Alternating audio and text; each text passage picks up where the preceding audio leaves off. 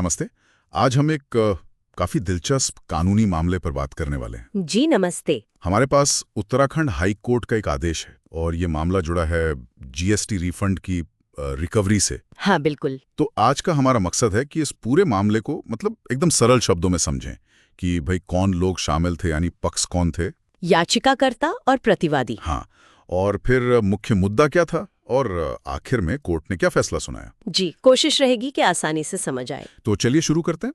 इस केस में याचिकाकर्ता हैं श्री साई विश्वास पॉलीमर्स। जी, और प्रतिवादी है भारत संघ और एक अन्य, मतलब union of India and another. ठीक है, और जैसा हमने कहा मामला जुड़ा है सीजीएसटी नियमों से, खासतौर पे नियम 9610 से, है ना? हाँ बिल्कुल, नियम 9610।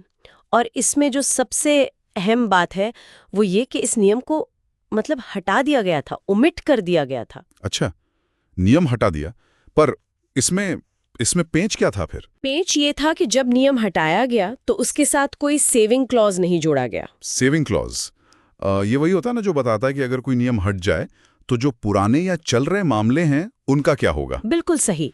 ये एक तरह का बचाव प्रावधान होता है कि भाई नियम बदलने या हटने पर पुरानी कार्रवाइयों का क्या स्टेटस रहेगा, वो जारी रहेंगी या खत्म मानी जाएंगी। समझिए, तो मतलब अगर नियम हटा दिया और ये नहीं बताया कि पुरानी कार्रवाइयों का क्या, तो एक तरह की कानूनी अस्पष्टता आ गई। हाँ बिल्कुल, एक लीगल वैक्यूम जैसी स्थिति बन गई। और इसी बात को याचिकाकर्ता यानी श्री साई विश्वास पॉलीमर्स ने उठाया। अच्छा, उनका मुख्य तर्क यही था कि देखिए, जिस नियम 16(1)(10) के आधार पर हमसे ये जीएसटी रिफंड वापस मांगा जा रहा है, वो नियम तो अब है ही नहीं। और उसे हटाते समय कोई बचाव का रास्ता भी नहीं छोड़ा गया। एग्जैक्टली, कोई सेविंग क्लॉज नहीं था। तो उनका सवाल था कि जब नियम ही नहीं रहा और उसे बचाने का कोई प्रावधान भी नहीं, तो उसके आधार पर ये रिकवरी की कार्यवाही कैसे चल सकती है।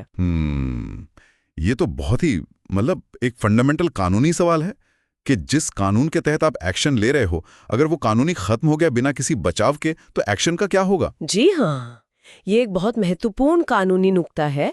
आमतौर पर यही माना जाता है कि अगर किसी नियम या कानून को बिना सेविंग क्लॉज के हटा दिया जाए, तो उसके तहत शुरू की गई या होने वाली कार्यवाहियां भी वो भी एक तरह से खत्म हो जाती हैं। तो ये मामला सिर्फ पैसों की वसूली का नहीं रहा, बल्कि एक तकनीकी कानूनी बिंदु पर आ गया। हाँ, प्रक्रियात्मक पहलू पर। तो फिर कोर्ट ने क्या माना? उत्तराखंड हाई कोर्ट का क्या रुख रहा है इस पर? देखिए, हाई कोर्ट ने याचिकाकर्ता की दलील को सही माना। अच्छा, कोर्ट ने वो जो रिकवरी का आदेश था ना, जिसको हम इम्पग्नेंट ऑर्डर या विवादित आदेश कहते हैं, हाँ, कि चूंकि नियम 9610 को बिना किसी सेविंग क्लॉज के हटा दिया गया था, इसलिए उस नियम के तहत शुरू की गई कोई भी रिकवरी की कार्यवाही अब जारी नहीं रखी जा सकती। वो कानून की नजर में वैध नहीं है। तो इसका सीधा सीधा मतलब ये हुआ कि श्री साई विश्वास पॉलीमर्स को तो बड़ी राहत मिल गई। हाँ, उनके लिए तो ये बहुत बड़ी राहत थी, क्योंकि जिस कानूनी आधार पर उनसे पैसे वापस मांगे जा रहे थे, वो आधार ही वो आधार ही खतर हो गया। बिल्कुल सही।